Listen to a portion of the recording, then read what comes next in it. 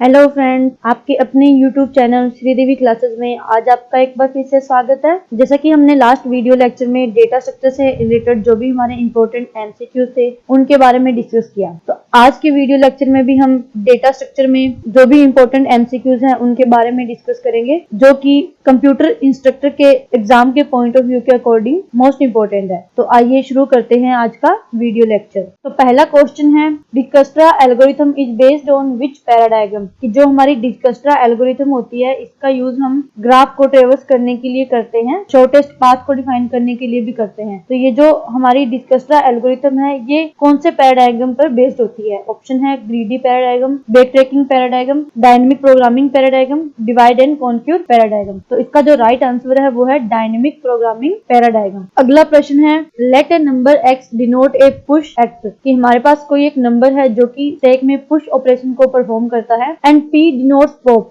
और जो p है वो पॉप ऑपरेशन को डिनोट करता है। What will be sum of elements of stack after applying following sequence of operation on empty stack, कि हमें कोई एक एम्प्टी स्टैक दिया हुआ है, तो यदि हम जो एलिमेंट दिए हुए हैं इनको पुश या पॉप करेंगे तो जो फाइनल जो हमारा स्टैक है उसके अंदर जितने भी एलिमेंट होंगे उनका सम क्या होगा। तो पहले तो हमें एलिमेंट दिए हुए हैं उन्हें हम 1 बाय 1 स्टैक में पुश करेंगे। जैसे कि सबसे पहले हमने 2 को पुश किया, देन उसके बाद 22 को पुश किया, 12 को, फिर 15 को, और जो p है वो डिनोट कर रहा है कि हमने एलिमेंट को पॉप किया है। तो इसी के अकॉर्डिंग हमें ये चेक करना है कि इसका जो राइट आंसर है वो क्या है। तो इसका जो राइट आंसर है वो 25 होगा। तो जानते हैं कैसे। सपोज कि सबसे पहले हमने स्टैक में 2 को पुश किया, देन 22, देन 12, देन 15। अब जो हमारा स्टैक है वो लास्ट इन फर्स्ट आउट पे वर्क करता है। लास्ट इन फर्स्ट आउट मतलब कि जो एलिमेंट लास्ट में आए हैं वो सबसे पहले डिलीट हो जाएंगे या पॉप हो जाएंगे। तो इसका मतलब है 15 2 बार पॉप करना है, तो 15 भी बाहर पॉप हो जाएगा और 12 भी स्टैक से बाहर हो जाएगा, इट मीन डिलीट हो जाएगा। देन हमारे पास 2 एलिमेंट बचे, 2 एंड 22। देन उसके बाद मैंने फिर से पुश ऑपरेशन को परफॉर्म किया, जिसमें से मैंने 17 को इंसर्ट किया, देन 18 को इंसर्ट किया। तो अब जो हमारा टॉप है वो 18 नंबर पे है। देन मैंने 3 टाइम्स पॉप ऑपरेशन को परफॉर्म किया, तो इट मीन्स कि 18 है वो भी डिलीट हो जाएगा, 17 डिलीट हो जाएगा, देन 22 भी डिलीट हो जाएगा, और लास्ट में ओनली 1 एलिमेंट रिमेनिंग रह जाएगा 2। देन उसके बाद मैंने लास्ट में फिर से 23 को इंसर्ट किया, देन 23 प्लस 2 25। तो इसका जो राइट आंसर है वो 25 हो जाएगा। इसमें सिर्फ हमें ये ध्यान रखना होता है कि हम कितने टाइम पुश कर रहे हैं और कितने टाइम पॉप ऑपरेशन को परफॉर्म कर रहे हैं। अगला प्रश्न है, what is the worst case complexity of sorting and number using quick sort method, कि यदि हम क्विक शॉर्ट मेथड का यूज कर रहे हैं शॉर्टिंग के लिए तो इसकी जो वर्स्ट केस कॉम्प्लेक्सिटी है वो कौन सी होगी। ऑप्शन है theta N log N, theta N square, then theta log N. तो इसका जो राइट आंसर है वो है सी, थीटा एन स्क्वायर। अगला प्रश्न है, the minimum number of edge in a connected cyclic graph of N vertices is, कि यदि हमारे पास एक ग्राफ दिया हुआ है जिसमें एन वर्टिसेस है और जो ग्राफ है वो कनेक्टेड साइक्लिक ग्राफ है, तो इसमें जो मिनिमम नंबर ऑफ एज है वो कितने होंगे। ऑप्शन है n-1, n+1, नन। तो इसका जो राइट आंसर है वो है n। जैसा कि हम इस डायग्राम में भी देख सकते हैं कि हमें जो हमारे वर्टिक्स दिए हुए हैं 1 2 3 4 5 एंड 6 वर्टिसेस दिए हुए हैं। तो हम देख सकते हैं कि जो एज है वो वर्टिसेस के इक्वल है। इसमें वर्टिसेस की वैल्यू भी 6 है और एज की वैल्यू भी 6 है। अगला प्रश्न है, given an empty stack after performing push 20, push 2, push 3, then 2 times pop, then push 6, then pop, what will be the value of the top of the stack, कि हमें एक एम्प्टी स्टैक दिया हुआ है, उसमें हमें ऑपरेशन परफॉर्म करना है। सबसे पहले हमें 20 को पुश करना है, देन 2 को पुश करना है और एंड में 3 को पुश करना है, देन 2 टाइम्स हमें पॉप ऑपरेशन को परफॉर्म करना है एंड नेक्स्ट पुश करना है 6 को, देन लास्ट में हमें पॉप ऑपरेशन को परफॉर्म करना है। तो पूछा गया कि जो हमारा स्टैक का टॉप है उसमें वैल्यू क्या होगी। इसका जो राइट आंसर है वो है A 20, क्योंकि सबसे पहले हम 20 को पुश करेंगे, देन 2 को, देन 3 को। तो एट ए टाइम जो हमारा टॉप है वो 3 पे है। तो जैसे ही हम पॉप ऑपरेशन को परफॉर्म करेंगे तो सबसे पहले हमारा 3 एलिमेंट है वो डिलीट होगा, देन जो 2 है वो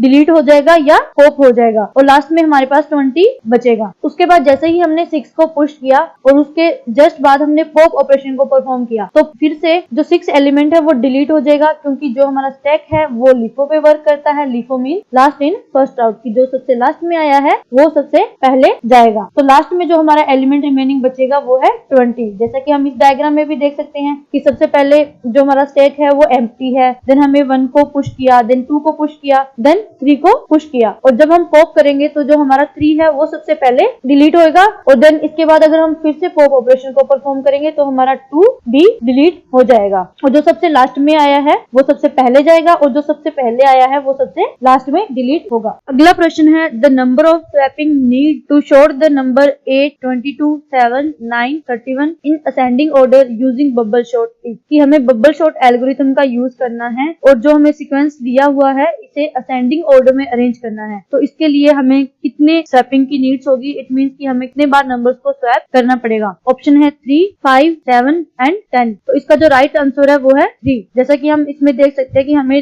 जो सीक्वेंस दिया हुआ है वो है 8, 22, 7, 9 एंड 31। तो बबल शॉर्ट में हम क्या करते हैं कि सबसे जो पहला एलिमेंट होता है उसे हम सेकंड एलिमेंट के साथ कंपेयर करते हैं, और यदि जो हमारा एलिमेंट है वो राइट प्लेस पे है तो हम नेक्स्ट पे मूव करते हैं, अगर वो राइट प्लेस पे नहीं है तो हम स्वैप करते हैं। जैसा ही हमने चेक किया और हमें जो हमारी सीक्वेंस दिया हुआ है उसे हमें असेंडिंग ऑर्डर में अरेंज करना है, तो हम ये देखेंगे कि सबसे पहले छोटा एलिमेंट आएगा, देन उसके बाद उससे बड़ा, देन उसके बाद उससे बड़ा, और लास्ट में सबसे बड़ा एलिमेंट होगा। तो जब हमने स्वैपिंग स्टार्ट की तो हमने चेक किया कि जो 8 है वो 22 से छोटा है, तो हमें स्वैप नहीं करना पड़ेगा। देन हमने सेकंड एलिमेंट जो कि 22 है इसे हमने 7 के साथ कंपेयर किया, तो 22 है वो 7 से ग्रेटर है, तो इसलिए हमें स्वैप करना पड़ेगा। तो 7 22 की जगह स्वैप हो जाएगा और 22 7 की जगह। देन 22 को हमने 9 के साथ कंपेयर किया, तो फिर से हमें स्वैप करना पड़ेगा, तो हमने 9 और 22 को आपस में स्वैप कर दिया, तो 2 मूव्स तो इसी पास में हो गए। देन नेक्स्ट हमने देखा कि 8 और 7 को कंपेयर किया, तो 7 है वो छोटा है 8 से, तो हमें फिर से स्वैप करना पड़ेगा, तो हमने इसको फिर से स्वैप किया। देन हमने कंपैरिजन किया 8 और 9 को, तो वो अपने राइट प्लेस पे है। देन 9 और 22 को, तो ये दोनों भी अपने राइट प्लेस पे है। देन 22 और 31 को, तो ये दोनों भी अपने राइट प्लेस पे है। देन जो हमारी शॉर्टिंग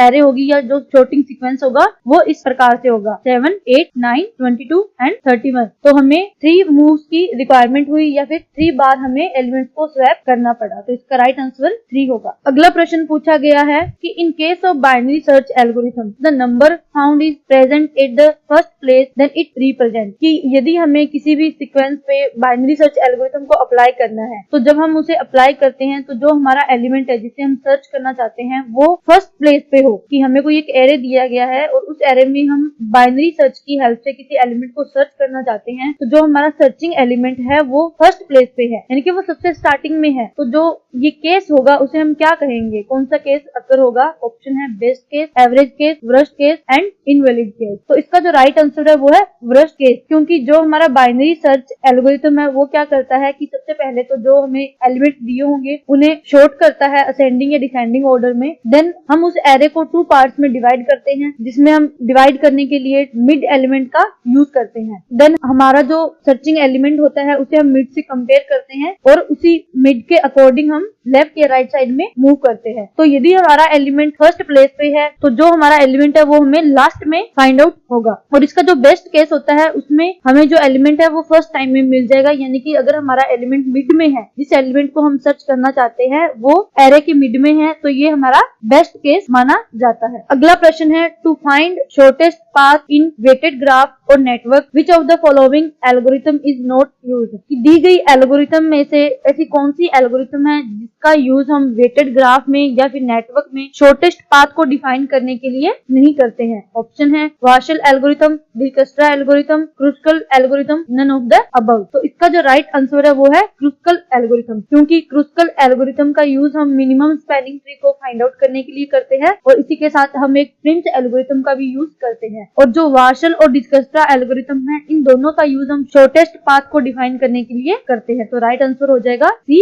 क्रुस्कल एल्गोरिथम। अगला प्रश्न है evaluate the postfix expression a b plus c d divide minus where a is equal to 5, b is equal to 4, then c is equal to 9 and d is equal to 3, कि हमें एक postfix expression दी हुई है और जो elements use किए गए हैं उनकी वैल्यू भी दी गई है। हमें बताना है कि इसका जो राइट आंसर है वो क्या होगा। तो सबसे पहले हमें जो पोस्टफिक्स एक्सप्रेशन दी हुई है उसे इनफिक्स में कन्वर्ट करना पड़ेगा, देन हमें वैल्यूज को इंसर्ट करना होगा और हमें हमारा फाइनल आंसर मिल जाएगा। तो सबसे पहले हमने इसे इनफिक्स में कन्वर्ट किया है, तो जैसे हमने इसको इनफिक्स में कन्वर्ट किया और वैल्यू इंसर्ट की तो हमें फाइनल आंसर मिल जाएगा। तो हमारा जो राइट आंसर है वो है 6, क्योंकि सबसे पहले हम डिवाइड को सॉल्व करेंगे तो 9 डिवाइड बाई 3 आंसर होगा 3, देन 5 प्लस 4 माइनस 3, तो इसका जो राइट आंसर है वो हो जाएगा 6। अगला प्रश्न है for the given expression tree right the correct postfix expression, कि हमें एक ट्री दिया गया है, इस ट्री की हेल्प से हमें करेक्ट पोस्टफिक्स एक्सप्रेशन को फाइंड आउट करना है। तो इस क्वेश्चन को सॉल्व करने से पहले हम ये जानते हैं कि इनफिक्स, प्रीफिक्स और पोस्टफिक्स एक्सप्रेशन में बेसिकली क्या होता है। तो जो हमारी इनफिक्स एक्सप्रेशन होती है उसमें जो हमारा रूट होता है वो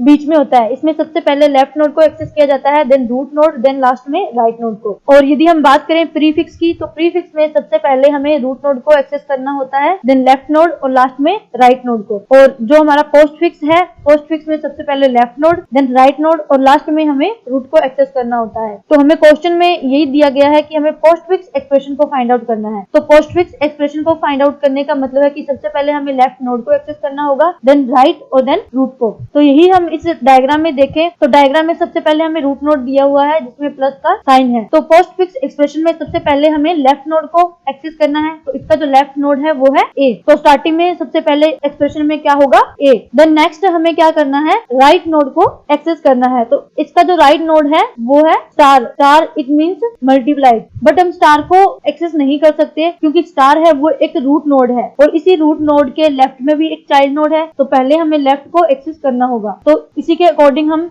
बी को एक्सेस करेंगे। तो हमारा जो आंसर होगा वो सबसे पहले ए देन बी, उसके बाद हमें राइट नोड को एक्सेस करना होगा और हमारा जो राइट नोड है वो है सी। तो ए बी देन सी, और इसके बाद हम स्टार को एक्सेस करेंगे क्योंकि जो स्टार है वो हमारा राइट नोड है, और एंड में हम रूट नोड को एक्सेस करेंगे। तो जो हमारा राइट आंसर है वो होगा A B C star then plus, तो राइट आंसर है ए। अगला प्रश्न है highest capacity of the storage are, कि स्टोरेज की जो हाईएस्ट कैपेसिटी होती है वो कौन सी होती है। ऑप्शन है terabyte, yottabyte, zettabyte and exabyte. तो इसका जो राइट आंसर है वो है योटाबाइट। योटाबाइट है वो हाईएस्ट कैपेसिटी होती है स्टोरेज की। दी गई टेबल में हम देख सकते हैं कि जो हमारा 1 बिट है वो एक बाइनरी डिजिट के इक्वल होता है या एक सेल के इक्वल होता है जिसे 0 या 1 से डिनोट किया जाता है। 4 बिट होती है वो एक निबल के इक्वल होती है या हाफ बाइट के इक्वल होती है। 8 बिट से एक बाइट बनता है, देन 1024 बाइट से किलोबाइट बनता है जिसे हम केबी से डिनोट करते हैं। इसी टाइप से इसका असेंडिंग ऑर्डर दिया हुआ है, kilobyte, then megabyte, gigabyte, terabyte, petabyte, exabyte, zettabyte, then इसके बाद योटाबाइट। अगला प्रश्न है